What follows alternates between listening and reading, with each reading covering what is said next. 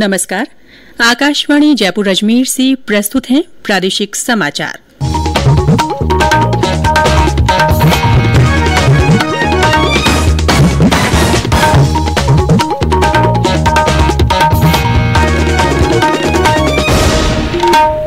मुख्य समाचार। केंद्रीय मंत्रिमंडल ने सरप्लस भूमि के मुद्रीकरण के लिए राष्ट्रीय भूमि मुद्रीकरण निगम की स्थापना को मंजूरी दी। भारतीय जनता पार्टी के प्रदेश प्रभारी अरुण सिंह ने कहा, राज्य में गहलोत सरकार विरोधी लहर। प्रदेश के प्राइमरी और मिडिल स्कूलों में बच्चों को आज से दोपहर का भोजन मिलना शुरू। प्रदेश में पिछले 24 घंटों में कुछ जिलों में तेज हवा के साथ बारिश, कहीं कहीं ओलावृष्टि। आज भी जयपुर सहित कुछ स्थानों पर बादल छाए। और बूंदी तथा आसपास के क्षेत्रों में यूरेनियम की तलाश के लिए हवाई सर्वेक्षण शुरू। समाचारों के साथ मैं रितिका गुप्ता। केंद्रीय मंत्रिमंडल ने आवश्यकता से अधिक यानी सरप्लस भूमि का मुद्रीकरण करने के लिए राष्ट्रीय भूमि मुद्रीकरण निगम की स्थापना को मंजूरी दे दी है। ये 5,000 करोड़ रुपए की प्रारंभिक शेयर पूंजी और 150 करोड़ रुपए की चुकता शेयर पूंजी के साथ एक पूर्ण स्वामित्व वाला सरकारी उद्यम होगा। ये निगम आवश्यकता से अधिक भूमि, केंद्रीय सार्वजनिक उपक्रम और अन्य सरकारी एजेंसियों की संपत्तियों का मुद्रीकरण करके पर्याप्त राजस्व जुटाने में सक्षम होगा। मंत्रिमंडल ने गुजरात के जामनगर में WHO global centre for traditional medicine की स्थापना को भी मंजूरी दी है। आयुष मंत्रालय के तहत इसकी स्थापना की जाएगी। ये दुनिया भर में पारंपरिक चिकित्सा के लिए पहला और एकमात्र आउटपोस्टेड वैश्विक केंद्र होगा। भारतीय छात्रों का आखिरी जत्था पूर्वी यूक्रेन से निकलकर पश्चिमी हिस्से की ओर रवाना हो गया है। ये छात्र जल्दी ही यूक्रेन की सीमा पार कर पड़ोसी देशों में पहुंच जाएंगे और वहां से उन्हें स्वदेश लाने की व्यवस्था की जाएगी। केंद्रीय मंत्री पीयूष गोयल ने आज नई दिल्ली में मीडिया को ये जानकारी दी। उन्होंने बताया कि यूक्रेन में फंसे 20,000 से अधिक भारतीय नागरिकों को 3 सप्ताह के भीतर सुरक्षित स्वदेश लाना गर्व की बात है। श्री गोयल ने कहा कि यूक्रेन में फंसे केवल भारतीय नागरिकों को ही नहीं बल्कि नेपाल, पाकिस्तान और बांग्लादेश के नागरिकों को भी निकालने का काम किया गया। संसद के बजट सत्र का दूसरा चरण इस महीने की 14 तारीख से शुरू होगा और अगले महीने की 8 तारीख तक चलेगा। इस सत्र में दोनों सदनों की कार्रवाई 2 पारी की बजाय एक ही पारी में सवेरे 11 बजे से होगी। भाजपा के प्रदेश प्रभारी अरुण सिंह ने कहा है कि राज्य की गहलोत सरकार के खिलाफ सरकार विरोधी लहर चल रही है और आने वाले चुनावों में कांग्रेस का पूरी तरह सफाया हो जाएगा। आज जयपुर में पत्रकार वार्ता में श्री सिंह ने कहा कि मुख्यमंत्री एक के बाद एक घोषणा कर रहे हैं, लेकिन इनको पूरा करने के लिए बजट कहां से आएगा इसका वे जवाब नहीं दे रहे।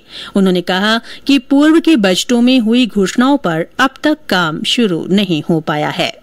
जो आपने घोषणा की था किसानों के लिए, युवाओं के लिए, महिलाओं के लिए, सबके लिए जो किया था, उन घोषणाओं को आपने कितना क्रियान्वित किया है, उस क्रियान्वित का आप बताने का काम करिए। केवल आपके फर्जी आंकड़े और फर्जी डाटा से काम नहीं चलेगा। और जो आप आगे घोषणा कर रहे हो उसका source of fund, what is the source of fund, from where it will come, whether you have provided in budget और नॉट, ये चीज उनको बताने का काम करना चाहिए। जो चुनाव के समय घोषणा कहा था कि हम किसानों का कर्जा माफ करेंगे, किसान बेचारे बेहाल है, उनका कर्जा माफ नहीं हुआ। युवाओं को बेरोजगारी भत्ता देंगे, और तो और अब युवाओं को बेरोजगारी भत्ता देने के लिए कंडीशंस लग रही है। खाद्य और नागरिक आपूर्ति मंत्री प्रताप सिंह खाचरियावास ने कहा है कि विधायकों की राय के विरुद्ध काम करने वाले अधिकारियों को चिन्हित कर उनके खिलाफ कार्रवाई की जाएगी। श्री खाचरियावास ने आज विधानसभा के बाहर पत्रकारों को ये जानकारी दी। वे विधानसभा में जलदाय विभाग की अनुदान मांगों पर बहस के दौरान अधिकारियों की कार्यशैली पर कांग्रेस विधायक दिव्या मदेरणा के बयान पर प्रतिक्रिया दे रहे थे। प्रदेश के सरकारी प्राथमिक और उच्च प्राथमिक विद्यालयों में 2 साल बाद आज से फिर बच्चों को मिड डे मील मिलने की शुरुआत हुई। प्रदेश की 10 जिलों के 3,649 स्कूलों में पोषाहार की व्यवस्था अक्षय पात्र संस्था कर रही है। जिन स्कूलों में अक्षय पात्र संस्था की ओर से व्यवस्था नहीं की गई है, वहां स्कूल अपने स्तर पर बच्चों के लिए गर्म पोषाहार की व्यवस्था करेंगे। कोरोना के चलते 14 मार्च 2020 से स्कूलों में मिड डे मील के स्थान पर विद्यार्थियों को सूखी सामग्री के कॉम्बो पैक दिए जा रहे हैं। ये समाचार आकाशवाणी जयपुर अजमेर से प्रसारित किए जा रहे हैं। समाचार अभी और भी हैं, उससे पहले कोरोना जागरूकता संदेश। चलो मिलकर एक शुरुआत करें, चलो एक फैसला आज करें, मास्क नहीं तो टोकेंगे, कोरोना को रोकेंगे, चलो एक इरादा करते हैं, चलो कुछ वादा करते हैं, मास्क नहीं तो टोकेंगे, कोरोना को रोकेंगे। प्रादेशिक समाचारों में फिर से आपका स्वागत है। प्रदेश में पिछले 24 घंटों में पाली, नागौर, अजमेर, प्रतापगढ़, राजसमंद और जोधपुर के पूर्वी भागों में तेज हवाओं के साथ बारिश और कहीं कहीं ओलावृष्टि हुई। मौसम विभाग के अनुसार सर्वाधिक 56 मिलीमीटर बारिश प्रतापगढ़ में हुई। राजसमंद और कुंभलगढ़ में 53 मिलीमीटर बारिश हुई। राजधानी जयपुर में आज भी बादल छाए हुए हैं। झालावाड़ में मेघ गर्जन के साथ हल्की बूंदाबांदी हुई है। बूंदी में बादल छाए रहे और तेज हवा चली। आगामी 24 घंटों के दौरान उदयपुर, अजमेर, कोटा, जयपुर और भरतपुर संभाग के जिलों में 30 से 50 किलोमीटर की रफ्तार से तेज हवाएं चलने और कहीं कहीं ओलावृष्टि की संभावना है। बीकानेर संभाग में भी कहीं कहीं मेघ गर्जन के साथ हल्की बारिश के आसार हैं। कल इस सिस्टम का असर कम होगा और केवल कोटा तथा भरतपुर संभाग में हल्की वर्षा हो सकती है। 11 मार्च से पूरे राजस्थान में अगले 4-5 दिनों तक मौसम पूरी तरह शुष्क रहेगा।